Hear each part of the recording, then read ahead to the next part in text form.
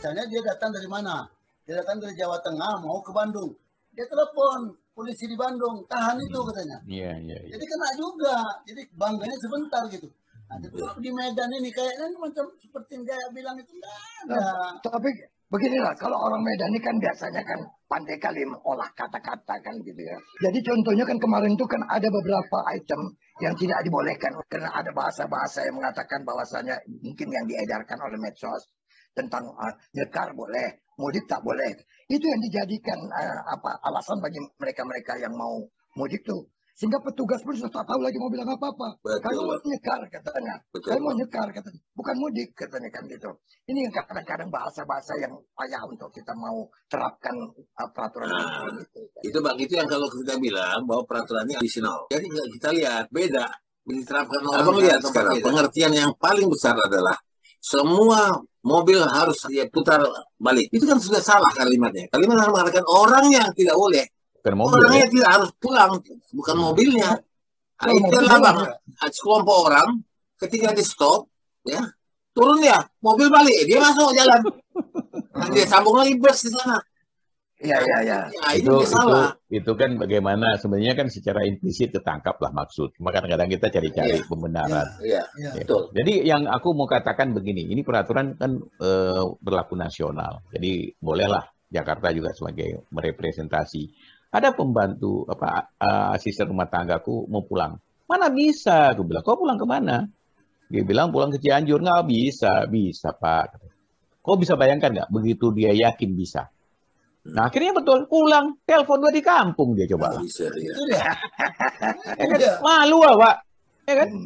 Pak bilang nggak bisa. Jadi aku bilang itu jadi ada akhirnya apa kemungkinan? Kemungkinan tadi yang jaga di sana itu juga jadi pungli. Yang penting ada duit lewat. Kalau nggak ada di mana bisa. Ada juga yang nggak mau ribut. Kan dia kan banyak maki-maki mereka di jalan. Akhirnya lewat kau sorong. Jadi kemudian ada lagi. Ini yang apa namanya? Aku tanya sama orang awam betul lah. Kenapa ya?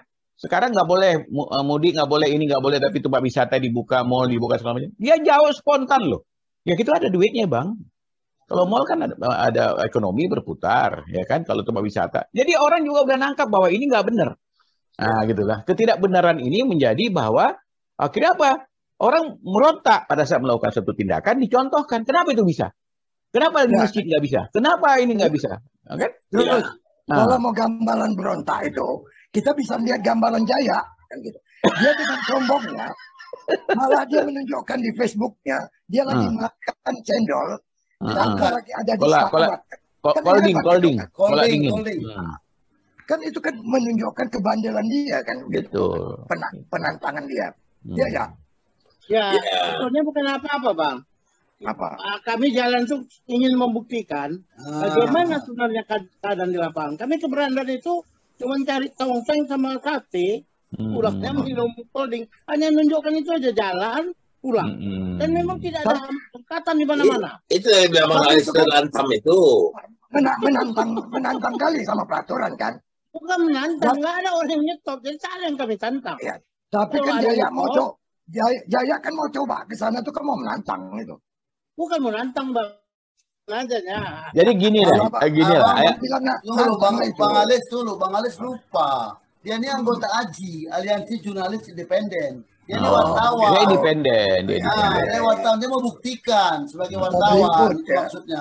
Kedua independen. Independen itu kan tidak depend on. Gitu ya? Dia independen. Dia tidak tergantung ke siapa. Aturan nggak perlu. Nggak ada. Namanya dia independen. Independen itu kalau di jurnalistik tidak memihak. Tapi memihak kepada keadilan dan kebenaran. Oh gitu. Dia mencari kebenarannya. Bukan independen itu versus depend on gitu kan? Depend on. Tergantung kalau depend on itu. Tapi gaya itu kan memprovokasi kan. Kenapa pada hari itu juga? Bang, tapi aku ngerti Bang. Mungkin ada kesan memprovokasi, tapi sekarang begini.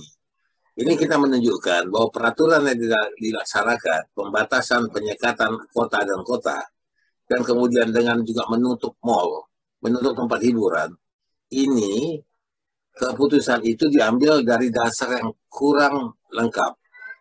Karena kita semua bingung mau berbuat apa dengan virus ini. Apa jalan terbaik? Semua nggak tahu. disekat orang lewat, ya, ditutup toko tidak, ekonomi nggak bergerak. Selalu ada. Jadi karena betul-betul yang dinamakan new normal itu ada. Jadi satu keputusannya sifatnya insidental itu belum ada dasar-dasar pemikirannya, perhitungannya. Jadi banyak trial and error. Coba dulu lah. Jadi kulihat gini, itu kan jadi dilematis. Ya aku ini termasuk orang yang nggak ngotot kayak Jaya lah. Aku juga kadang-kadang lihat realitanya. Ini kemarin kan saudaraku meninggal pas malam raya. Anaknya di rumahku. Itu kena virus yang sekarang itu lebih seram. Nggak sampai 24 jam lewat. Nah, jadi aku lihat itu fakta gitu loh. Jadi mau kita bilang nggak takut, dan kita lihat orang begitu jor-joran, ngeri kita. Nah, itu satu. Kemudian kedua, malah yang kita ini pemerintah juga dalam mengambil tindakan itu membuat peluang untuk orang buat ribut, buat gaduh. Sekarang cobalah, orang nggak boleh rame-rame tapi dibuat tempat wisata dibuka. Di Ancol itu udah tidak ngikutin India itu. Nah kemarin aku keluar, Taman Mini udah ditutup. Kemarin kan buka semua. Nah setelah ribut-ribut baru tutup. Jadi trial and error kayak tadi. Jadi maksudnya konsisten lah. Kalau mau nggak buka semua. Jangan ini buka, itu buka. Kalau ditanya sama orang, untuk apa ini dilarang? Untuk apa ini dibiarkan? Ini faktor ekonomi. Nah sekarang mana lebih penting, faktor ekonomi atau faktor keselamatan masyarakat? Harus dilihat, dua-duanya harus dilihat gitu loh.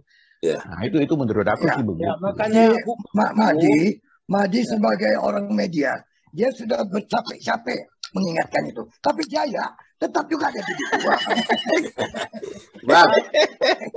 Bang, itu karena si Jaya Haji, si Almadi PWI.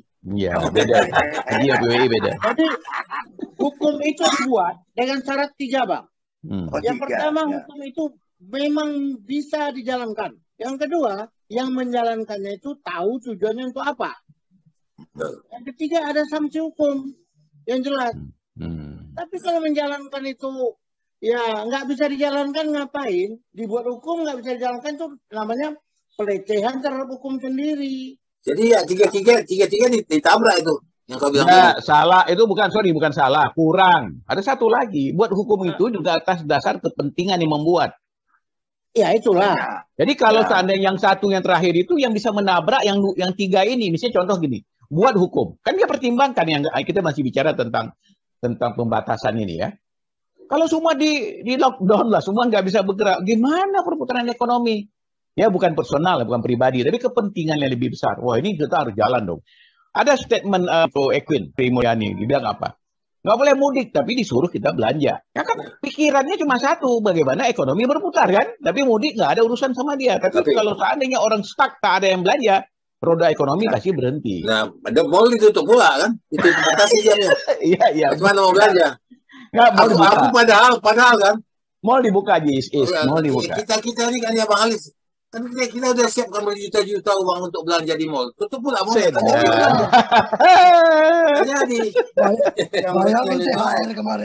Yang betul itu sebetulnya Malaysia.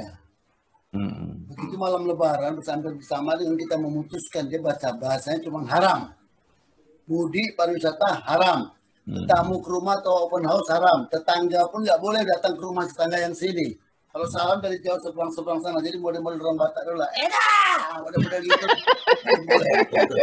Itu dilaksanakan. Memang tidak boleh sama sekali. Haram kata dia. Kalau kata dia haram, itu nggak ada. Jadi betul. Kadang-kadang kan nggak bisa. Kontradiktif kayak kemarin aku kan posting tentang aku sholat Id. Jadi kemudian aku foto bersama. Diprotes. Abang sholatnya jaga jarak. Selfie, buku-buku kumpul. Kadang-kadang kita susah juga membedakan mana yang dia cari pembenaran juga kan. Itu. Aku sholat nggak kenal lagi sebelahku siapa. Tapi kalau foto tahunya aku sohibku. Masa kita begitu. Tapi apa yang dikatakan saya tadi, yang 3 tadi, itu betul. Tetapi kenapa nggak bisa bilang bahwa itu salah atau lantam, nggak bisa. Memang peraturan itu jadi karet. Ya, bagi kita yang ngotot mau lewat. Itu kadang-kadang polisi, udahlah, pergilah, jalanlah. Daripada ribut-ribut. Karena ada ibu-ibu yang maki itu kan. Dia boleh, jangan dibilang polisi nggak tegas. Mereka juga bingung. Ya, terhadap beberapa itu, ustadz-ustadz yang pakai sorban di satu mobil L300 itu, Bang. Apa dia bilang? Ya udah, kalian turun. Aku mau balik. Kalian boleh masuk, Bang. Kan itu satu langkah di lapangan. Aku mau cakap Jaya. Di antara kita yang ada di Medan nih, Madi, aku, dan Jaya. dua-dua kami ini tak keluar. Jaya kan keluar ya, pergi kapal. Nah, apa tidak terbayangkan dengan begitu ada bencana sekarang, ada wabah. Kalau dikaitkan dengan itu, tak pernah terasa takut gitu atau apa? Ya. Enggak, soalnya di mana-mana Bang, nggak ada. Nggak ada. Oh, gitu. Ya aku untuk keluar ke Brandan itu aku lewat 4 kota. Tamasum 1, Tamasum 2, Tamasum 3, Tamasum 4. Keluar lagi dari kota masuk ke kota Medan. Nggak ada. Itu Masuk Nggak ada apa? Masuk kok nggak ada apa? nggak ada. Yang prokes itu nggak ada. Itu nggak ada. Jadi kita makan restoran penuh. makanya gini Jai, aturan itu yang kau bilang 3 tadi itu, sebenarnya paling bahaya itu kalau dia tahu bahwa ini tidak bisa dilaksanakan, akan menumpulkan kalau dia nanti buat aturan baru. Berarti aturan ini pada saat dilanggar, konsekuensinya apa, hukumannya apa, gitu aja nya. Dibuat aturan begini, biasa orang nggak takut lagi dengan. Kadang orang harus balik akan ditahan kan? Ya nanti. Apa yang sudah dirancang orang? Mereka itu untuk balik kan melewati pos. Mereka itu nggak mau lewat tuh 1-2 orang masuk pos. Mereka berkumpul dulu ratusan orang, 800.000 orang, baru dari pos itu mereka maju ke depan. Iya, bisa Gimana itu. cara nyetopnya? Itu yang terjadi kemarin. Nah itu. Ya itu juga yang di pos yang satu dia lolos, di pos sana dia tetap ditahan juga. Enggak, kalau rame-rame enggak. Itu rame-rame juga tetap ditahan tuh, karena kan yang rame-rame itu satu pos ini. Pos ada juga ada yang nggak lewat ya, nggak ditahan. Nah, maka rencana mereka mau ditahan, waktu balik nanti baru ditahan. Itu mungkin pos terakhir. Pos terakhir tuh gini, Jaya dari Langkat. Di pos terakhir berkumpul. Pos terakhir itu adalah Binjai kan. Pos terakhir berkumpul dia. Itu yang di 300.000 orang keluar dari Binjai itu bisa lah karena udah terakhir masuk ke Medan. Tapi kalau masih ada 2-3 kota yang harus dilewati, itu polisi bisa calling saja. Tahan. Itu lepas tuh. Blok, taruh mobil di situ nggak bisa lewat. Bisa. Itu yang dilakukan di Jakarta apa di Jawa. Bukan, itulah yang dibuktikan oleh Jaya. Ternyata ada yang itu. Nggak jalan. Nggak ada yang blokir. Jadi aku ngerti Bang, kenapa dicoba. Sekarang begini. Kita mau bertekak sama orang, janganlah kalian ke sana. Merah. Nanti kena kalian COVID. Dia bisa bilang, aku sehat kok. Dan betul-betul dia sehat. Dan tak kena pula. Tak kena dia. Jadi gini, kita kan masih bingung sekarang. Ada kawan kita, yang kita lihat sehat-sehat luar biasa, tetap mati. Ada orang yang hidupnya kacau-kacau, nggak mati-mati. Nggak tahu kita. Jadi nggak tahu bisa memang itu jadi apa apakah virus ini juga memilih kalau di Medan itu yang paling terkenal sekarang 1 orang gila, 2 orang gelandangan, 3 tukang beca, orang miskin itu nggak pernah kena corona. Jadi itu dia makanya kita lihat itu yang maksud rencana aku bicara ke sana lihat sekarang petani nelayan yang setiap hari berkeringat itu jarang sekali kita. Gini kalau kau bilang itu milih-milih, bukan di situ konteksnya. Kalau milih itu sebenarnya virusnya milih. Enggak, tunggu dulu. Virusnya. Justru virus milih bukan itunya. Dia virus sekarang pinter. Yang dipilih itu masjid, sekolah, ya kan? Itu mudik, itu yang dipilih. Tapi tempat mall, rekreasi, itu nggak dipilih sama dia.